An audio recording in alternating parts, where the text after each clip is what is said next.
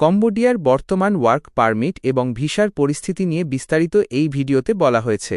এশিয়ার নাগরিকদের জন্য বর্তমানে সেখানে যাওয়ার সিদ্ধান্তটি বেশ গুরুত্ব সহকারে বিবেচনা করা উচিত। কম্বোডিয়া ওয়ার্ক পারমিট ও বর্তমান পরিস্থিতি। বর্তমানে কম্বোডিয়ার শ্রমবাজার এবং ভিসা প্রক্রিয়ায় বেশ কিছু পরিবর্তন এসেছে।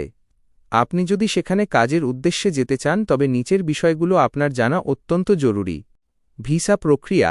এশিয়ার নাগরিকদের জন্য কম্বোডিয়া সাধারণত ক্লাস অর্ডিনারি ভিসা প্রদান করে। এটি প্রবেশের পর ওয়ার্ক পারমিট এবং দীর্ঘমেয়াদী ভিসায় রূপান্তর করা যায়। তবে বর্তমানে এর কড়াকড়ি অনেক বেড়েছে। Work permit foreign worker workbook.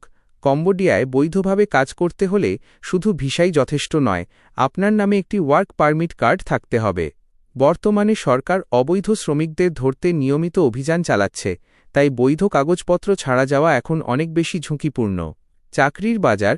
বর্তমানে সেখানে ক্যাসিনো, কনস্ট্রাকশন এবং টেক্সটাইল খাতে নিয়োগ চলছে। তবে এশিয়ার অনেক নাগরিক বর্তমানে সেখানে অনলাইন ভিত্তিক কাজের নামে প্রতারণার শিকার হচ্ছেন। তাই কোনো এজেন্সির মাধ্যমে যাওয়ার আগে কোম্পানির লাইসেন্স যাচাই করা বাধ্যতামূলক। বর্তমানে যাওয়া কি ঠিক হবে?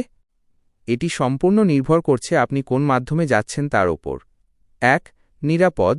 যদি আপনার কাছে সরাসরি কোনো প্রতিষ্ঠিত কোম্পানির ইনভাইটেশন লেটার থাকে এবং বৈধ ওয়ার্ক পারমিটের নিশ্চয়তা থাকে।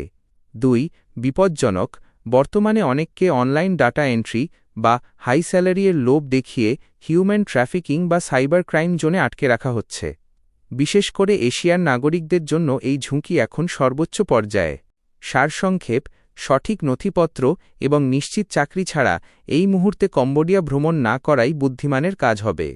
প্রিয় ভিউয়ার্স, বিশ্বের যে কোনো দেশের সর্বশেষ আপডেট এবং সঠিক তথ্য সবার আগে পেতে আপনি যদি আমাদের ভিডিওটি ইউটিউব থেকে দেখে থাকেন তবে চ্যানেলটি সাবস্ক্রাইব করে রাখুন।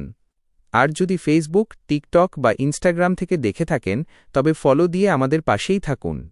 আপনার একটি লাইক, কমেন্ট এবং শেয়ার আপনার বন্ধুদেরও সঠিক তথ্যটি জানতে এবং নিরাপদ থাকতে সাহায্য করবে। পাশে থাকার জন্য ধন্যবাদ, প্রিয় বন্ধু।